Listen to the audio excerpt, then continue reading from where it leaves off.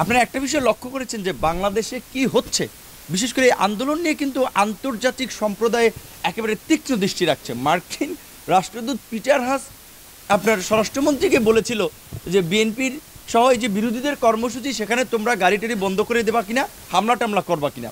এখন Peter Haas এটা স্বভাবসুলভভাবে স্বাভাবিকভাবে একটা মন্ত্রীর সাথে যে আলোচনা হয়েছে, বিরোধীদের উপর দমনপীড়ন নিয়ে কথা বলেছে, তো তার মানে কি পিটার হাস সহ সবাই কনসার্ন যে ইস্যু যে সরকার এটা করতে পারে। তো সরকার শাপলা চত্বরের হুমকি দিয়ে মানে ওই একটা অ্যাড দেখেছেন না মাঝখানে, যে এক চেয়ারম্যান ছুটিকা খেয়ে কোথায় চাল চুরি করে রেখেছিল, কোথায় গম চুরি করেছিল, টিন চুরি করেছিল, সব বলে দিয়েছে। তো সরকার একটা স্বীকৃতি, তারা সত্যকে স্বীকার করেছে, তারা হত্যাযজ্ঞ চালিয়েছিল, যেটিকে আমরা একটা গণহত্যা বলি ওই শাপলা চত্বরে।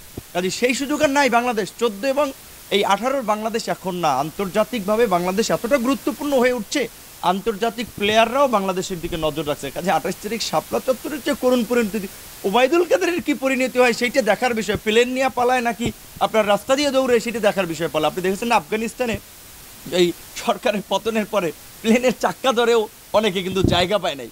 এই শ্রীলঙ্কাতে আপনার হেলিকপ্টার তো পায় নাই, জাহাজ দিয়ে ভাগতে চেয়েছে। কিছুদিন আগেও দেখেছেন সম্ভবত নাইজেরিয়া না কোন জায়গার যে প্রেসিডেন্ট প্লেন নিয়ে পালাতে গিয়ে কিন্তু আপনার ধাওয়া খেয়েছে জনগণের। তো ওবায়দুল কাদের সাহেবরা এখন যা কথা বলুক না কেন, এগুলো জনগণ এখন খায় না, বরঞ্চ জনগণ প্রতিরোধ করার জন্য সর্বাত্মক প্রস্তুতি নিয়ে তারা রাজপথে আসবে। 10 তারিখে বিএনপির মহাসচিব মির্জা ফখরুল সাহেবকে গ্রেপ্তার করেছিল, ঢাকার বড় নেতা মির্জা আব্বাস সাহেবের মতো লোক গ্রেপ্তার। আগের দিন রাতের নোটিশে বিএনপি যে গোলাপবাগে গোলাপ ফুল ফুটিয়েছে সেটা কি তারা বন্ধ করতে পেরেছে? পারে নাই।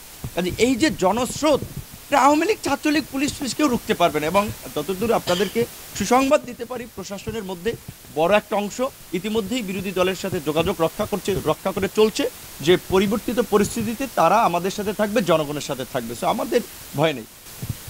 এটি ঠিক যে আসলে জাতি হিসেবে আমরা জাতীয় স্বার্থ, আন্তর্জাতিক পলিসি কিংবা দেশ এবং মানুষের মৌলিক বিষয়ে আমরা একটা জায়গায় পৌঁছতে পারিনি। আমাদের রাজনৈতিক বিভেদটা এতটা প্রকট যে আমরা দেশ এবং জনগণের স্বার্থ এক হতে পারছি না, যে কারণেই কিন্তু আজকের এই সংকটটা তৈরি হয়েছে। আজকের সংকটটা কী নিয়ে?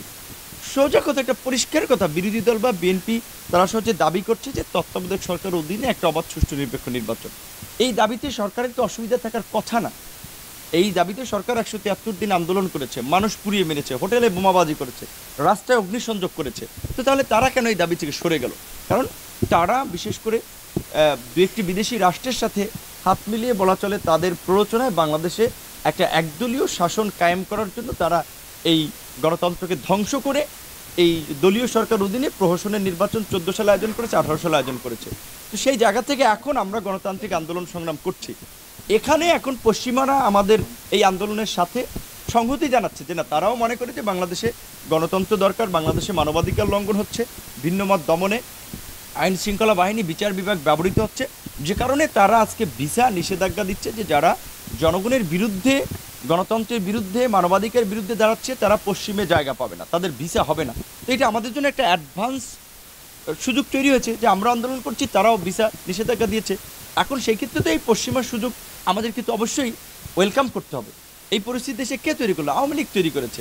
তো আওয়ামী লীগের হুইপ বলেছে যে আজকে পশ্চিমারা বলেন বা ইন্ডিয়ানরা বলেন, আজকে তারাই এই দেশে ডেকে এনেছে। তো সেই জায়গা থেকে উত্তরণের জন্যই বলছে আমাদের শক্ত কিছু প্রতিষ্ঠান দরকার। ধরেন বিচার বিভাগ যদি শক্তিশালী হয়, দেশের মন্ত্রী, মিনিস্টার সবাইকে আপনার আইনের মুখোমুখি করতে পারবে। আমাদের প্রশাসন, পুলিশ যদি পেশাদারিত্বের ভূমিকা পালন করে, তাহলে পুলিশ বাংলাদেশের উপজেলা পর্যন্ত বিস্তৃত, জনগণ ন্যায় বিচার পাবে। পুলিশকে তো দলীয়করণ করা হয়েছে, বিচার বিভাগকে দলীয়করণ করা হয়েছে, রাষ্ট্রীয় কাঠামো ভেঙে পড়েছে। এখানে একটা গণবিপ্লব, গণ আন্দোলন ছাড়া এর পরিবর্তন সম্ভব না। বিএনপি সহ আমরা যুগপৎ আন্দোলনকারী দলগুলো 31 দফা রাষ্ট্র মেরামতের নতুন কর্মসূচি দিয়েছি এবং সেই গণবিপ্লব, গণ অভ্যুত্থানের দিকে আমরা জনগণকে নিয়ে যাচ্ছি। ইনশাল্লাহ আশা করি আমরা সেদিকে সক্ষম হব। সরকার যেটা আমরা বলছি যে আপনার আইনকে অস্ত্র হিসেবে ব্যবহার করছে, বিচার আদালতের ঘাড়ে বন্দুক রেখে বিরোধী দলকে দমন করছে এবং এই নির্যাতন নিপীড়ন চালাচ্ছে। শুধুমাত্র অ্যাটর্নি জেনারেল না, প্রধানমন্ত্রী নিজে তো বলেছেন যে বার কাউন্সিল ভবন উদ্বোধন করতে গিয়ে এই নাশকতাকারীদের মামলাগুলো দ্রুত বিচার করার জন্য। এই বিচার যদি করতে হয় তাহলে তো প্রধানমন্ত্রীরও বিচার করতে হবে। প্রধানমন্ত্রীও তো আপনার এই আপনার 94 সাল থেকে তত্ত্বাবধায়ক সরকারের দাবিতে তারা যে আন্দোলন করেছে, তারাও তো আগুন দিয়ে মানুষ পুড়িয়ে মেরেছে, গান পাউডার দিয়ে মানুষ পুড়িয়ে মেরেছে, হরতালের নামে জনগণের সম্পদ আপনার ভাঙচুর করেছে, রাস্তা অগ্নিসংযোগ করেছে, 173 দিন হরতাল করেছে। তাহলে আওয়ামী লীগের পুরানো নেতাদেরকে আপনার বিচারের মুখোমুখি করতে হবে না? গণতান্ত্রিক রাষ্ট্র হিসেবে নাগরিকদের প্রতিবাদ করার অধিকার আছে, কিন্তু বিএনপি সহ বিরোধীদের বিরুদ্ধে যে মামলাগুলো দিচ্ছে এগুলো তো আন্তর্জাতিকভাবে মানুষ বলছে এগুলো গায়েবী মামলা, মিথ্যা মামলা। তার অসংখ্য প্রমাণ কিন্তু আপনারা দেখেছেন যে মরা মানুষ মামলার আসামি হয়, হাত নাই যার সে বোমা মারার আসামি হয়, চোখ নাই সেও ককটেল মারার আসামি হয়, ভোট কেন্দ্র দখলের আসামি হয়। তো এখন বিচার বিভাগকে ব্যবহার করে সরকার এই ভিন্ন মতটাকে দমন করতে চাচ্ছে। এ কারণেই কিন্তু ভিসা নীতিতে বিচার বিভাগের কোথাও যুক্ত হয়েছে। তারা বলছে যে বাংলাদেশের গণতন্ত্রকে সংকুচিত করার জন্য গণতান্ত্রিক পথে যারা বাধা দেবে, সরকারি বেসরকারি কর্মকর্তা, বিচার বিভাগ, পুলিশ, যে কোনো রাজনৈতিক দলের নেতৃবৃন্দ, তারা এই ভিসা নীতির আওতায় পড়বে। তো দুঃখজনক যে বিচার বিভাগের মতো একটা সর্বশেষ নাগরিকদের আস্থার জায়গাটা, সেটিও আজকে এই সরকার দলীয়করণ করছে, যে কারণে আজকে আরেকজন বিচারপতি বলছে দেশটা তো জাহান্নাম বানাচ্ছেন। এটা আমার কথা না, বিচার বিভাগ থেকে উচ্চারিত হচ্ছে। সো আমরা আশাবাদী যে এই সরকার যদি পরিবর্তন হয় তাহলে হয়তো এর যদি একটা কিছু করা যায়, আদারওয়াইজ আসলে সম্ভব না। 28 তারিখে যে মহাসমাবেশের ডাক দিয়েছে বিএনপি, আপনারা জানেন যে এটা কিন্তু বিএনপির একার প্রোগ্রাম না। বিএনপি মহাসমাবেশের ডাক দিয়েছে, একই সাথে বিএনপির সাথে যে সমস্ত দল যুগপৎ আন্দোলন করছে একটা সুষ্ঠু নির্বাচনের দাবিতে, তারাও কিন্তু জনসমাবেশ, সমাবেশ, অবস্থান কর্মসূচির ডাক দিয়েছে। অর্থাৎ আগামী 28 তারিখের এই কর্মসূচি আমরা যেটা মনে করি যে বাংলাদেশের আগামীর গতিপথ কোন দিকে যাবে সেটি নির্ধারণ করবে। সেই জায়গা থেকে আমরা মনে করি যে শুধুমাত্র বিএনপি কিংবা রাজনৈতিক দল না, দেশের আপামর জনসাধারণ যারা ভোটের অধিকার প্রয়োগ করার জন্য উন্মুখ হয়ে আছে, একটা সুষ্ঠু নির্বাচন চায় এবং যারা এই ফ্যাসিবাদী শাসন থেকে মুক্তি চায়, সেই জনগণের একটা জনস্রোত তৈরি হবে ঢাকায়।